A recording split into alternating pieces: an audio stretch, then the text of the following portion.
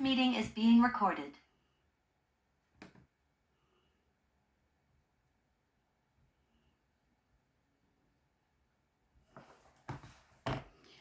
नमस्कार. श्रीरामचंद्रा करुणा समुद्रा, ध्यातो तुझी राजसयोग मुद्रा. नेत्री नये रे तुझवील निद्रा, कै भेटसी बा मजला सुभद्रा. रामा मी तव दास दास म्हणवी, माते कशाचे भय. रामा जाईन ज्या स्थळी सुख घना, होईल तेथे जय. रामा या भुवनत्रयी तुझविणे, नाही तुझा तारक. रामा तू सकलार्थ पूर्ण करिसी, तू तात मी बालक. श्री रामाच्या या रामरक्षेच्या स्तोत्र पठणामध्ये तुम्ही घेतलेला सगळ्यांनी सहभाग आणि गेले अनेक वर्ष नियमितपणानं चालू असणारा हा उपक्रम, नक्कीच तुमच्या सर्वांवर रामरायाची कृपा आहे.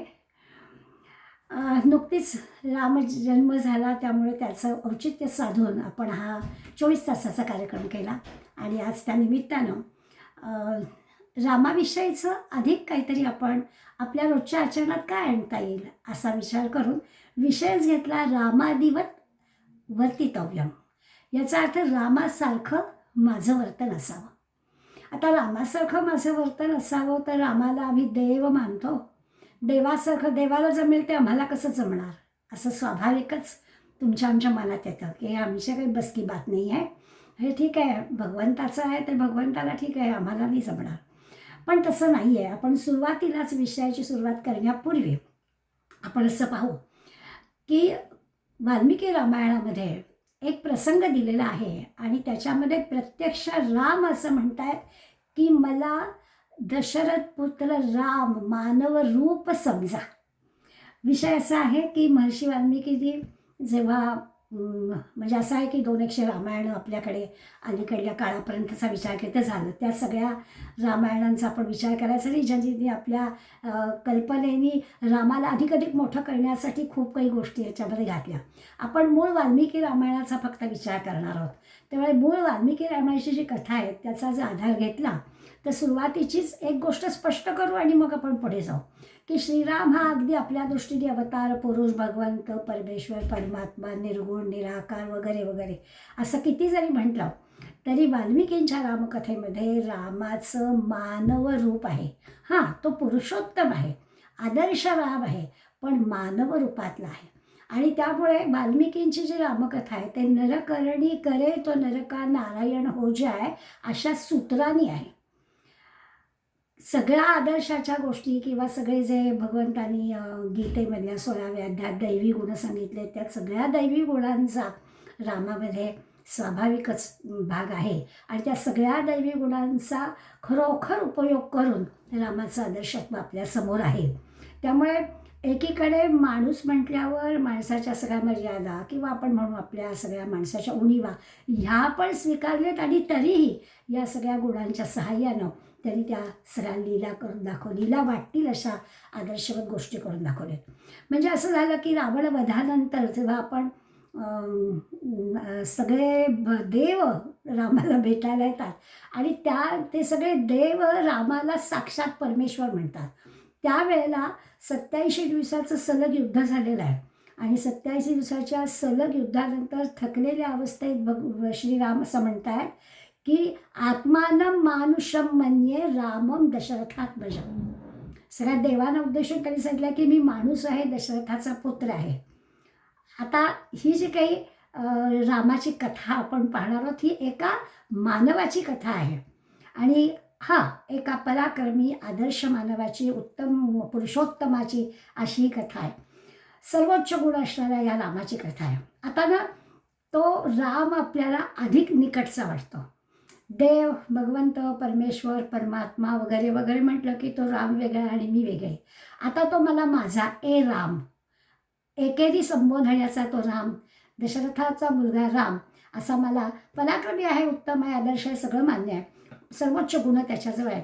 पण तरी देखील त्याच्यासारखं वर्तन मला करता येऊ शकतं जर मी प्रयत्न केला तर. कारण ते सगळे दैवी 26 गुण घेऊन भगवंतानी मलाही जन्माला घातलेला आहे. असा समोर विचार पक्का करायचा आणि आता थोडं रामचरित्राकडे बघायचं. पण मी रामचरित्रातल्या कथा आपल्याला सांगणार नाही, कारण कथा आपल्याला सगळ्यांना चांगल्या माहिती आहेत. लहानपणापासून आपण ऐकत आलेलो आहोत आणि आपण आपल्या मुलांना सांगतही आलेलो आहोत. त्यामुळे कथांमध्ये जाण्याचं शिरण्याचं कारण नाही. आपल्याला त्याच्यातला नेमका भाग काय घ्यायचा किंवा जिथे खरंच त्या कथेबद्दल काही सत्यता पडताळून पाहिजे असेल तर तेवढी फक्त वाल्मिकी रामायणाच्या आधारे आपण ती सत्यता पडताळून घेऊया.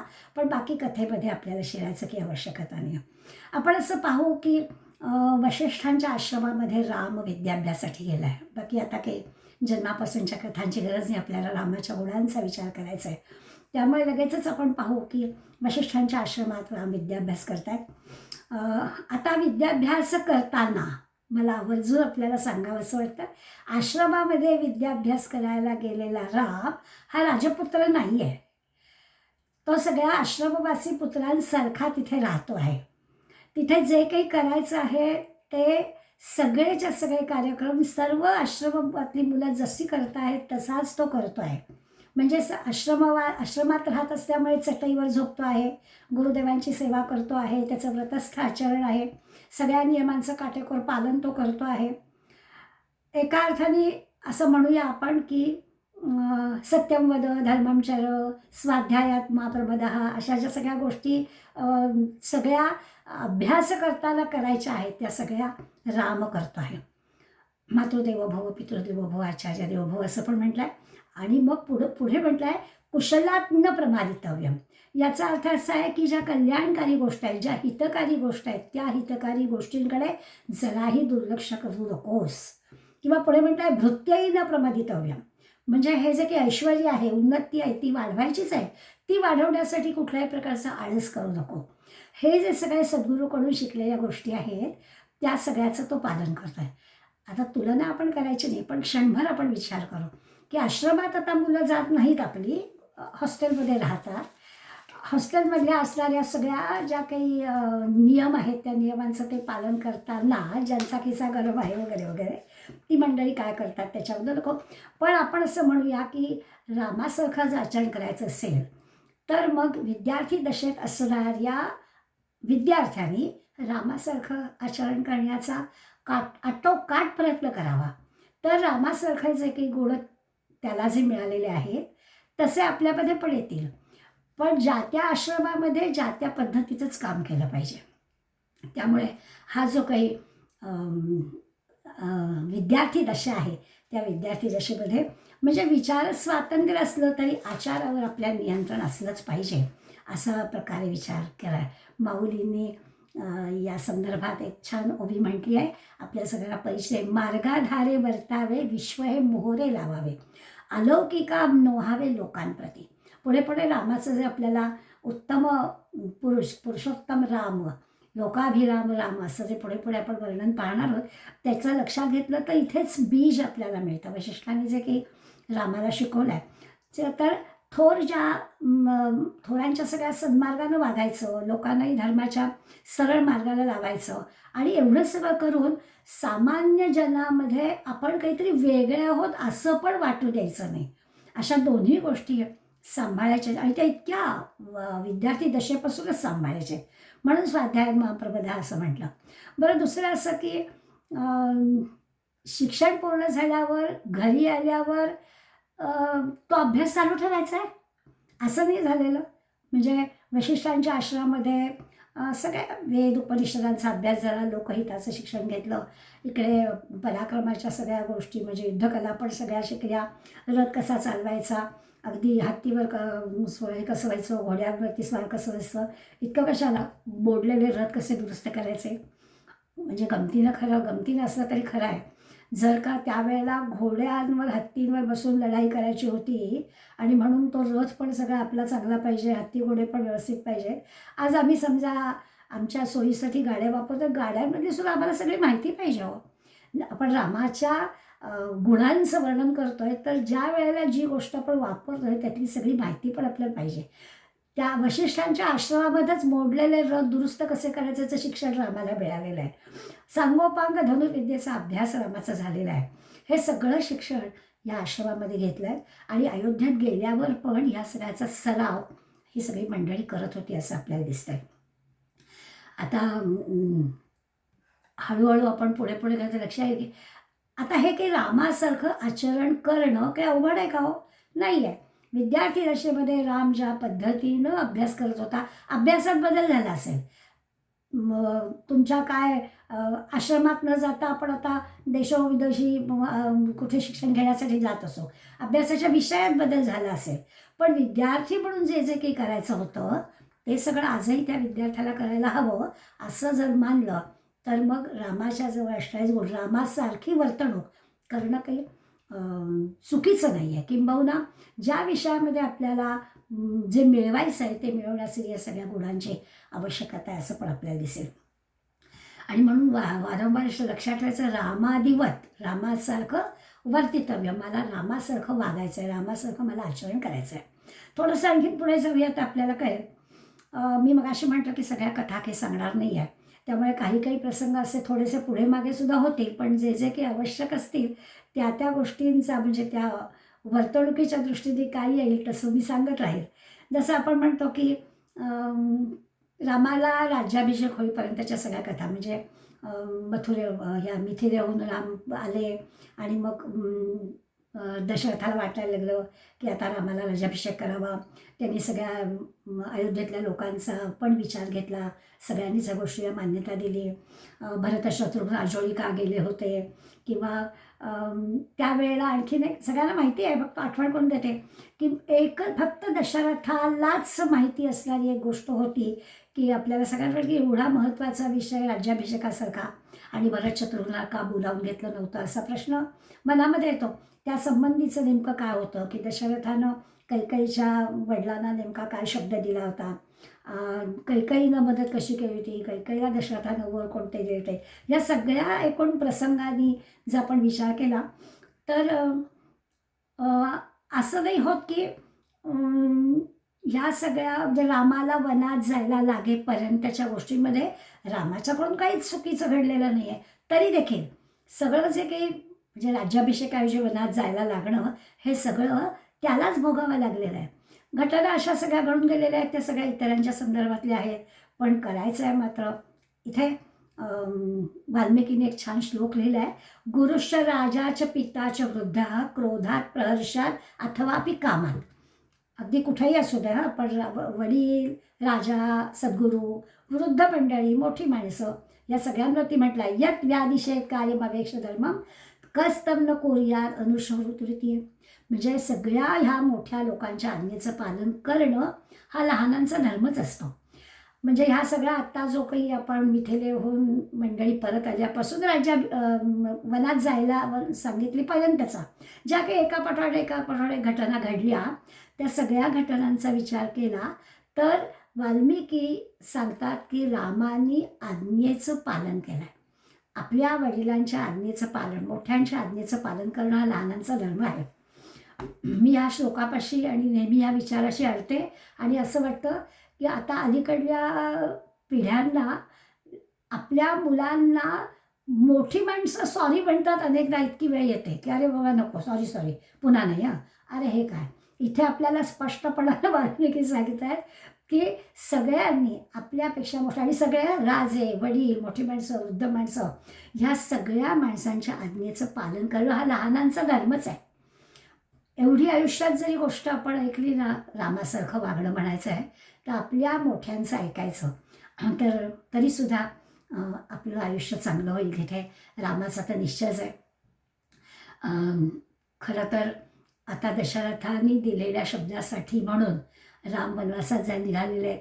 आता ही जी काही महाराज तपस झालेले आहेत, जी काही घडलेली घटना आणि आता 14 वर्ष वनवास जायचं आहे, हे सगळं ना कौशल्याला सांगायचं आहे, लक्ष्मणाला समजवायचं आहे.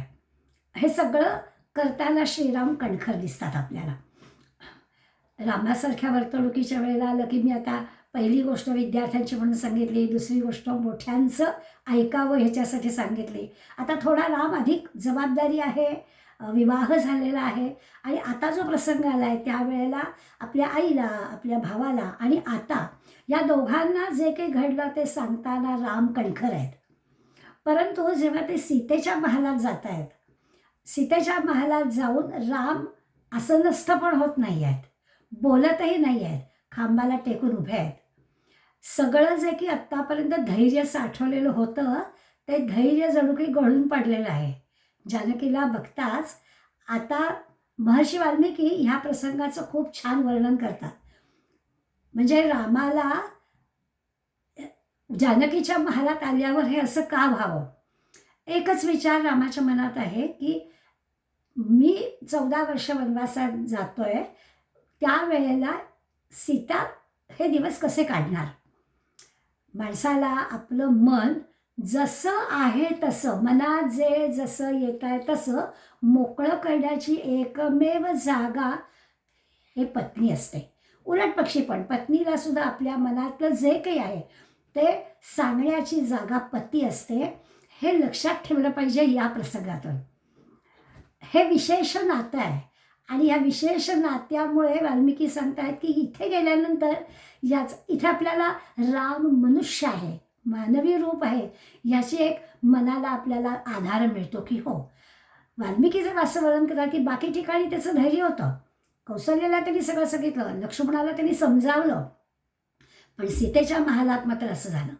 इतकी सत्यनिष्ठा, इतकी पितृभक्ती, धर्मपालनावर एवढे सगळं हिंमत दाखवली आणि हे जे की अंतःकरणात चाललेलं क्रंदन आहे, खरा काही जो मनावर आलेला ताण आहे, तो जो काही सैल करण्याची जी जागा आहे ती जानकी ही त्याची जागा आहे.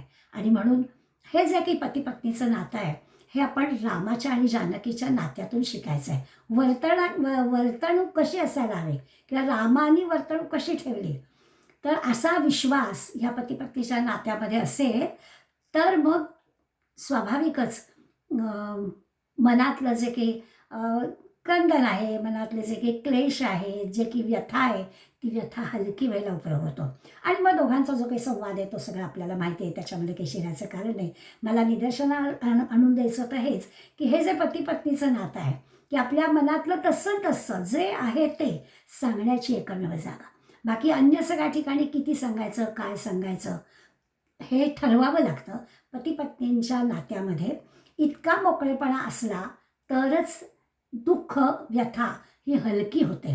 आणि ही गोष्ट सीतेच्या आणि रामाच्या या प्रसंगातून आपल्याला वाल्मिकी दाखवून देतात. आता वाल्मिकी रामातल्या एका आणखीन प्रसंगाचा खरं म्हणजे आपल्या विषयाशी आज संबंध नाही आहे, पण मला जेव्हा मी कालपासून या विषयाचा विचार करते आहे तेव्हा या प्रसंगाशी आल्यावर मला असं थोडं थपकायला झालं आणि असं वाटलं की हे आपण सांगावं. आणि म्हणून तो प्रसंग सांगण्याचा मोह मी आवरत नाही, तो आपल्यापुढे सांगते. परत सांगते की आपल्या विषयाशी थोडासा वेगळा आहे, पण तरीही सांगते. काय घडलं तर मला असं सांगायचं की ह्या ठिकाणी गुरुचं स्थान हे किती श्रेष्ठ होतं हे सांगणारा हा प्रसंग आहे. म्हणजे मगाशी तर सांगितलंच की सगळ्या मोठ्यांचं ऐकायचं हे तर लहानांसाठी रामाने दाखवून दिलेलं आहेच. पण आता इथून पुढे जो मी एक प्रसंग सांगणार आहे वाल्मिकी रामायणातला प्रसंग आहे, फारसा कोणी सांगत नाही, त्यामुळे मी हा प्रसंग आपल्यासमोर सांगणार आहे. कैकेयीच्या आदेशानुसार जेव्हा आता झालं की राम, लक्ष्मण आणि सीता वनात जायला निघाले, अगदी आता निघणार, नमस्कार केले आणि आता रथात बसून निघणार. कैकेयीच्या असं लक्षात आलं की मी वल्कलं धारण करून वनात जायला सांगितलेलं आहे. आणि म्हणून कैकेयी रामाला थांबवते आणि म्हणते की मी सांगितल्याप्रमाणे होत नाही, वल्कलं धारण करून जा. आणि राम लक्ष्मणाने ताबडतोब कैकेयीच्या आज्ञेप्रमाणे वल्कलं घेतली. त्या वल्कलांची व्यवस्थाही कैकेयीने करून ठेवली होती असा पण उल्लेख आपल्याला वाचायला मिळतो. आणि जेव्हा जानकी पण वल्कलं धारण करून पुढे येते त्यावेळेला जानकीने वल्कलं परिधान केलेली दिसताच 2 सत्पुरुष साऱ्या ह्या प्रसंगामध्ये हस्तक्षेप करतात. त्यातला पहिला आहे सुमंत्र. त्याला सुमंत्र काका म्हटलंय, म्हणजे दशरथाच्या वयाचे आहेत ते आणि इतकं सुमंत्राच्या शब्दाला मान आहे. सुमंत्र म्हणतात कैकेयी आता तुझी मर्यादा संपली. अयोध्येच्या राजसुषेला या वल्कलानं आम्ही अयोध्येच्या बाहेर जाऊ देणार नाही, असा स्पष्ट उल्लेख वाल्मिकी रामायणात वाचायला मिळतो. आणि पुढे लगेच महर्षी वशिष्ठ म्हणतात कैकेयी आता जर तू स्वतःला आवरणार नसशील, इथून पुढे तू आणखीन काही बोलणार असशील तर ऐक, तुझ्या नियमाप्रमाणे श्रीरामाला मी वनात पाठवायला तयार आहे, त्याला जाऊ देईन, पण भरताला मी आज्ञा करेन आणि राज्याभिषेक मी जानकीला करेन. आत्मेयाविती रामस्य पालयिष्यति मे दिनम, हे वशिष्ठांचं वचन आहे. आता इथे आपल्याला असं दिसतं की राजा झाला तरी राजापेक्षा राजगुरू किती श्रेष्ठ आहेत, त्यांच्या मताला किती किंमत आहे आपल्याला दिसतं. आता मी म्हटलं तसं की आजचा जो आपला विषय आहे की रामाच्या वागणुकीचा आपण काय काय त्यातल्या वागणुकीतला भाग घेऊ शकतो, त्याच्यासाठी हे नाही आहे. परंतु त्याही काळामध्ये वशिष्ठांचा किंवा राजगुरूंचा राजापेक्षाही किती अधिकार होता ते सांगण्यासाठी वाल्मिकींनी सांगितलेला हा प्रसंग मुद्दाम मी आपल्यासमोर मांडला. आणि मग ही मंडळी वनात जायला निघाली. आपल्या सगळ्यांना माहिती आहे की अयोध्येतील जनतेचं रामावर अतिशय प्रेम आहे. खरं म्हणजे अजून काही राम राजा नाही आहे, भावी राजा म्हणून रामाकडे सगळेजण बघत आहेत. पण तरीही अयोध्येतली मंडळी या सगळ्यांच्या मागे निघालेली आहेत. त्यांचं तर म्हणणं असं आहे, वाल्मिकी वर्णन करतात, नाही तद भविता राष्ट्रम यत्र रामो न भूपती तद वनम भविता राष्ट्रम यत्र रामो निवस्यती. स्पष्टपणा सांगतात की ज्या ठिकाणी राम नाही आहेत, म्हणजे राम राजा होणार नसेल तर जिथे राम राहील तिथे आम्ही राहायला जाऊ. अयोध्येमध्ये राम राजा होणार नसेल, ठीक आहे, तर राम वनात गेला त्या वनात आम्ही रामाच्या राज्यासारखे तिथे राहू. असं घर संपत्ती सोडून ही सगळी अयोध्यावासी मंडळी रामाच्या मागे, आम्हाला रामच राजा हवा असं असणार असं करून सी जनता त्यांच्या मागे आहे. आता हा प्रसंग आपल्याला काय सांगतो तर कुठलंही संकट आलं, कितीही अडचणी आल्या, कितीही मोठा आघात झाला तरी लोक रामाला मानत होते. का बरं असं असेल? खरं तर रामाचा आणि या अयोध्यावासियांचा सहवास पाहायला गेला तर फारच कमी झालेला आहे, असं काही नाही आहे. आश्रमामध्ये शिक्षण झालं, काही काळ त्या अयोध्येमध्ये आले, मग पुन्हा विश्वामित्राने नेलं होतं, मग यात्रा म्हणजे तीर्थयात्रा करून आले आणि मग मिथिलेहून परत आल्यानंतर आत्ता तर कुठे आता होणार राजा, तर असं काही अयोध्यावासियांशी फार मोठा संबंध आला होता अशातला काही भाग नाही. पण तरी देखील त्याच्याबद्दल असं म्हटलं जातं की राम म्हणजे दुःखितांचे अश्रू पुसणारा. रामांचा स्वभाव असा होता की जगात आपण असं म्हणूया, जगात अशी लोकप्रियता मिळालं कोणी नाही आहे. त्यामुळे लोकाभिराम असाच विशेष वापरतात. त्यामुळे अनेक आपण अयोध्यावासियांच्या मुखामध्ये रामाबद्दलचे जे आहेत त्याचे पण विचार पुढे करणार आहोत. खूप वाल्मिकींनी ना प्रत्येक ठिकाणी दाखवून दिलेलं आहे की रामाचं माणूस म्हणून असणारं आणि ते तुम्हा आम्हाला सहजपणानं कसं वर्तणूक करता येईल, आपल्यामध्ये तो गुण घेता येईल. चुकताय कुठे ते आपण माणसाने ठरवायचं आहे, पण राम आपल्याला मार्ग दाखवतो आहे असं दिसेल. वनवासात राम गेल्यानंतर पहिल्या दिवशीचा छोटासा वाटणारा एक प्रसंग आहे. त्याच्यातून आपल्याला दिसतं की त्या दिवशी संध्याकाळीसुद्धा म्हणजे पहिल्याच दिवशीची संध्याकाळ आहे, अजून अयोध्यावासी परत पण गेलेले नाही आहेत आणि त्यावेळेला संध्यावंदन करतायत. सूर्यास्ताला जात असताना राम सूर्याची उपासना करतायत. सुमंत्र, सीता, लक्ष्मण असे आजूबाजूला आहेत पण.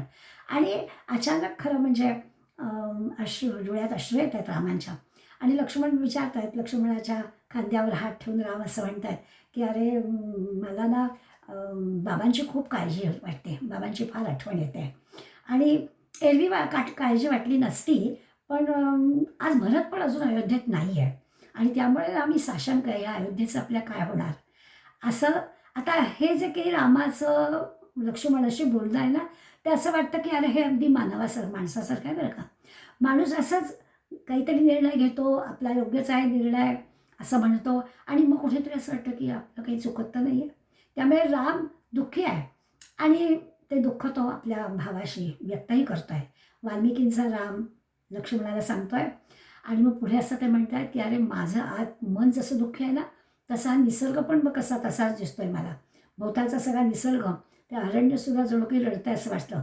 पश्य शून्यान्य संख्यानी रुदंती व समंतता, समंतता रुदंती इव, सगळा निसर्गच जणू काही रडतो आहे. त्यामुळे आता असं आहे की निर्णय घेतलेला आहे, सगळेजण एकत्र काही बोलत आहेत, रामाचं दुःख हलकं करण्याचा प्रयत्न करतायत. पण अशा बारीक बारीक बारीक ठिकाणी राम मानवी रूपात आहे हे वाल्मिकी आपल्याला दाखवून देत आहेत. हेतू हाच आहे की आपण त्याला भगवंत, परमात्मा, परेश्वर असं म्हणतोय आणि मग तो आपल्यापासून असा थोडा आपण दूर ठेवतोय आणि मग तो जसं काही आचरण करतो आहे, त्याच्याजवळ जसे काही गुण आहेत ते आम्हाला काही जमणार नाही असं सारखं सारखं आम्हाला वाटतं आहे. ते आपल्याला वाल्मिकींच्या या सगळ्या उद्गारातून दाखवून द्यायचं आहे की नाही, हे असं मानवासारखं होतं, पण त्याच्यावर त्यांनी कशी मात केली ते आपल्याला दिसेल. 14 वर्षांच्या वनवासामध्ये अनेक जसे अनेक ऋषीमुनी जसे रामाला भेटले, तसे अनेक तपस्वी भेटले, अनेक वनवासी भेटले. अगदी भिल्ल राजासुद्धा सुरुवातीच्याच ह्याच्यात गुहकाची आणि रामाची भेट झाल्याचा उल्लेख आपल्याला मिळतो. गुहकाचं स्मरणसुद्धा अगदी सहजच आपल्याला रामाचं आदर्शत्व दाखवणार वाटतं.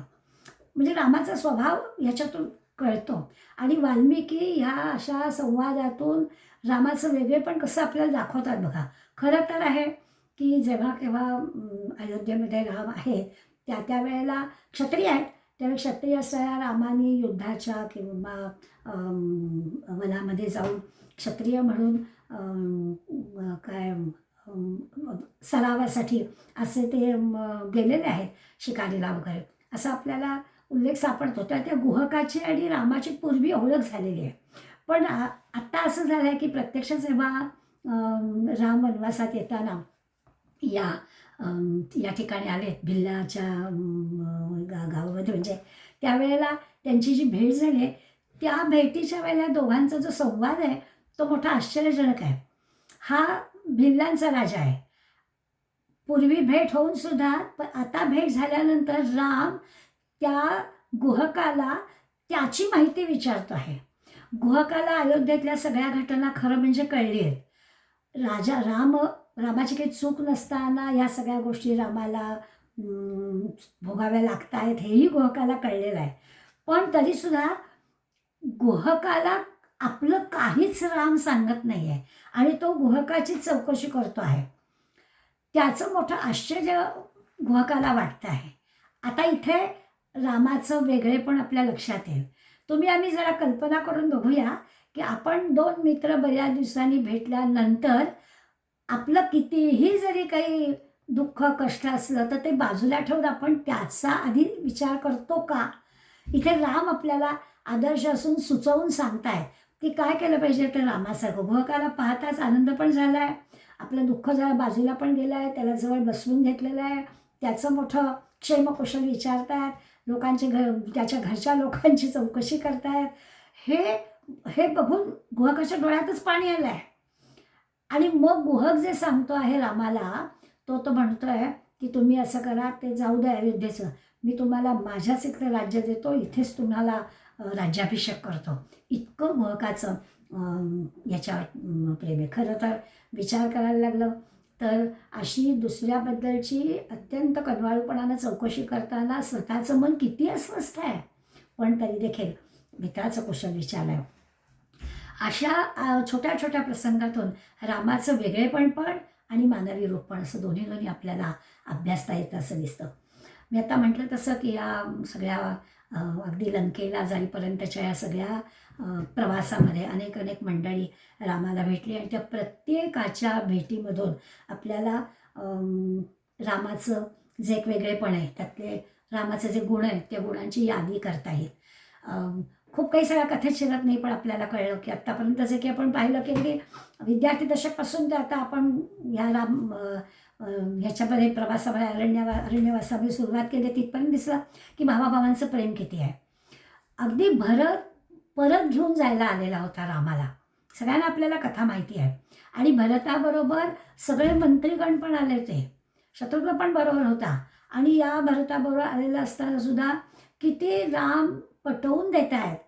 खरं तर भरत तयारी दिशी आला होता. म्हणजे कधी कधी मला असं वाटतं की भरताने रामाला राज्यशास्त्र, त्याची कर्तव्य, त्या सगळ्या गोष्टी सांगितल्या. कुठेही भरताला न दुखावता स्वतःचं कर्तव्य किंवा वडिलांचे काही शब्द दिले आहेत, ते कर्तव्य माझं आहे आणि तू काय करायला हवं, असं सगळं इतकं छान पद्धतीने समजावून दिलेलं आपल्याला दिसतं. म्हणजे कुणीही दुखावलं जाणार नाही आणि त्याचं कर्तव्य पालन कसं होईल, फार मोठी तारेवरची कसरत आहे. पण या भावांच्यामध्ये जो संवाद दिसतो त्याच्यात आपल्याला दिसतं अत्यंत एकमेकांबद्दल आदर आहे, एकमेकांबद्दल प्रेम आहे. आज्ञाधारकपणा हा जसा आता वडिलांची, गुरूंची, मोठ्यांची आज्ञा पाळायची. भरताला आज्ञा केली नाही आहे, पण भरत ज्या पद्धतीने आला होता तो समाधानाने परत गेला असं आपल्याला दिसतं. ते जे काही संवाद कौशल्य आहे ते संवाद कौशल्यसुद्धा आपल्याला रामाकडे असं दिसतं. खरं अत्यंत ज्या ज्या माणसाचं अत्यंत नम्रता असते ना, त्याच्या नम्रता असणाऱ्याच्या अंतरंगामध्ये थोडी शांती असते. आत शांतता असेल तर आपोआपच वागणुकीत नम्रता येते किंवा आपण उलटं पण म्हणू, वागणुकीत नम्रता ज्याच्या असते तो आतमध्ये शांत असतो. अनेक खरं म्हणजे यापूर्वी पण आणि आता याच्यानंतर पण अनेक वादळांना तोंड द्यायचं आहे, पण तरीसुद्धा अंतर्बाह्य राम शांत आहे. कुठे उतावीळपणा नाही, कुठेही राग नाही. हा पण आपल्याला गुण घेण्यासारखा आहे. थोडक्याशा गोष्टींना जो काही आपला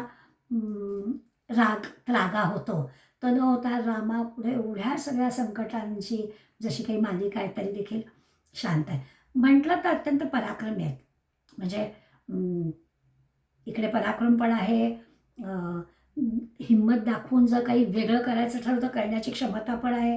पण याबरोबर ही जी सगळी गुणं आहेत की जे काही प्रेम आहे, आदर आहे, कर्तव्य कठोरपणा आहे, सगळ्यांना सांभाळून घ्यायची गोष्ट आहे, नम्रता आहे, त्यामुळे कुठेही आपल्या पराक्रमाचा वेगळा विचार रामाच्या मनात पण आलेला नाही आहे.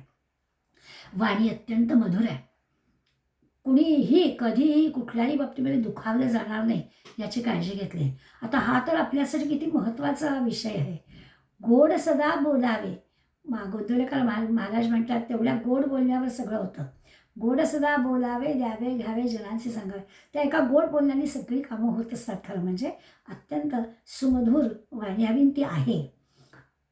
असंच आहे की नम्रतेबद्दल मी जसं म्हटलं तसं मनामध्ये जर प्रेम आदर असेल ना तर वाणी मधुर होते. मनामध्ये आदर प्रेम असणारं अगदी पॉझिटिव्हच बोलतो माणूस, गोडच शब्दामध्ये बोलतो. मनात राग असेल, मनात मत्सर असेल तर स्वाभाविकच भाषा बदलते, कठोर होते वाणी. आणि म्हणून मनामध्ये सर्वांबद्दल अत्यंत आदर प्रेम हवा. अहो शत्रूच्या भावाला सुद्धा त्यांनी आपल्या मधुर वाणीनं आपलंसं केलं. खरं तर विभीषण जेव्हा रामाकडे आला होता, पुन्हा पुन्हा असं होतं की कथा माहिती असते त्यामुळे कथेत जायला नको, तेव्हा सगळ्यांनी खरं म्हणजे शंका व्यक्त केलेली होती. राम जेव्हा विभीषणाला आपल्याकडे घ्यायचं की नाही, सगळ्यांची सल्लामसलत राम करत होता, त्याचं मत होतं. पण सगळ्यांनी शंका व्यक्त केली होती किती जाते तो रावणाचा भाऊ आहे, पण तरी देखील शरण आलेला आहे. आणि रामाने ती परीक्षा घेतली होती त्याची आणि त्याने आपल्या मनात कुठे शंका ठेवली नाही आणि विभीषणाला गोड बोलण्याने अगदी आत्मसात केलं होतं. वाली सुग्रीवाच्या बाबतीत सुद्धा वाली वध जेव्हा रामाने केला त्या वालीने सुद्धा रामाला प्रश्न विचारला होता की तुझं माझं कुठे काय भांडण आहे आणि मग तू मला का मारलंस. त्यावेळेला मधुर वाणीनं वालीच्या ज्या काही चुका होत्या, काय नेमका वाली चुकला होता, त्या सगळ्या चुका वालीला किती समजावून दिल्या होत्या. तर वालीनं आपले अपराध मान्य केले होते आणि तो काय तर आपल्या मुलाला तो सांगतो आहे की राम सांगेल तसं वाग. इतकं शत्रूला सुद्धा आपलंसं करणं केवळ मधुर वाणीच्या सहाय्यानं. आता हे सगळं जेव्हा आपण वाचतो आणि समजून घ्यायचा प्रयत्न करतो तेव्हा आपल्याला असं वाटतं की अरे आपण अगदी जवळच्या घरातल्या नात्यातल्या माणसांशी तरी गोड बोलून सुसंवाद साधू शकतो का. आपल्या गोड बोलण्याचा सुद्धा खरंच परिणाम होतो का आणि मग रामाच्या बोलण्याचा का झाला. तर आत एक बाहेर एक असं रामाचं नाही आहे असं आपल्याला दिसेल. जो अंतःकरणात त्याचा भाव आहे तेच तो आपल्या कृतीनं दाखवतो आहे. लोकांच्या मनावर राम राज्य करतो असं म्हणतो तसं आहे. म्हणून समर्थ स्वये सर्वदा नम्र वाचे वदावे. सर्वदा नम्र वाचेल, गोडच बोलावं म्हणजे आपोआप हे होतं. आता राम गोड बोलणारा जसा आहे तसा मितभाषी पण आहे. आवश्यक तिथे आवश्यक तेवढं नेमकं बोलणार आहे राम. आणि असं जेव्हा असतं ना, नेमकं योग्य ते आणि त्याच वेळेला की ते परिणामकारक जास्त होतं. बरं, बोलणारा आहे तसाच वागणारा पण आहे, बोले तैसा चाले. सांगतोय एक आणि करतोय एक असं नाही आहे. आणि त्यामुळे दोन्ही दृष्टीने आपल्या लक्षात येईल. जसं मी मगाशी म्हटलं की भरत जेव्हा आला होता तेव्हा त्या खरं तर मोठी तार्किक चर्चा होती की रामाने परत कसं येणं महत्त्वाचं आहे आणि आवश्यकच आहे असं भरत सगळं समजावूनच सांगायला आला होता. पण तरीसुद्धा किती छानपैकी मुद्दे रामाने त्याला पटवून दिल्याचे आहेत. कारण तो बोले तैसाच आहे, सत्यवचनी आहे, मितभाषी आहे, गोड बोलणारा आहे, योग्य पद्धतीनं कर्तव्य समजावून सांगणार आहे, स्वतः करणार आहे. अशा सगळ्याचा एक परिपाक म्हणून आपण म्हणतो की त्याच्यासारखं आपण आचरण करण्याचा प्रयत्न करावा. दुसरं असं की राम अतिशय दयाळू आहे, अत्यंत दयाळू आहे राम. सावध राहून दयाळू पण ही गोष्ट खरी आहे. अत्यंत सावध पण आहे, पण दयाळू आहे. कुणावरही केव्हाही त्याचा राग नाही आहे. अयोध्येत परत आल्यावर पहिली भेट त्यांनी कैकेयीची घेतली आहे किंवा भरत आणि शत्रुघ्न जेव्हा आले होते तेव्हा पहिला त्यांनी भरताला निरोप पाठवला की कैकेयी माझी माता आहे, तिची काळजी आधी घ्या. तेव्हा कैकेयीबद्दलही जराही म्हणजे प्रत्यक्ष मनात पण नाही आहे आणि कृतीत पण नाही आहे. हे आपल्याला याच्यातून दिसतं की तो सांगतोय कैकेयीची काळजी आधी घ्या किंवा प्रथम अयोध्येत गेल्यावर कैकेयीची भेट त्यांनी घेतली. हे आपल्याला सांगतायत की आपल्याला असं वाटतं की कधी कधी असं वाटतं की प्रत्यक्ष कोणी आपल्याला बोललेलं नसतं, कुणीतरी तिसराच माणूस आपल्याला सांगतो की अमका अमका माणूस तुझ्याबद्दल असं म्हणत होता, तरी देखील आम्ही त्या माणसावर फुली मारतो. आणि इथे राम असं करत नाही आहे. कैकेयीच्या सांगण्यामुळे ह्या सगळ्या गोष्टी घडल्या, हे सगळं धादांत समोर घडलेलं आहे, तरी देखील रामाच्या मनात म्हणजे हे जे काही मितभाषी, दयाळू, गोड बोलणं, साधेपण, नम्रपण असे सगळे जे काही आपण विचार केला ते इतक्या अंतःकरणात भरलेले आहेत की त्याच्यासारखं आचरण केलं तर हा सगळा अनुभव आपल्याला सुद्धा येईल. रामही मानव आहे, आपणही माणूस आहोत.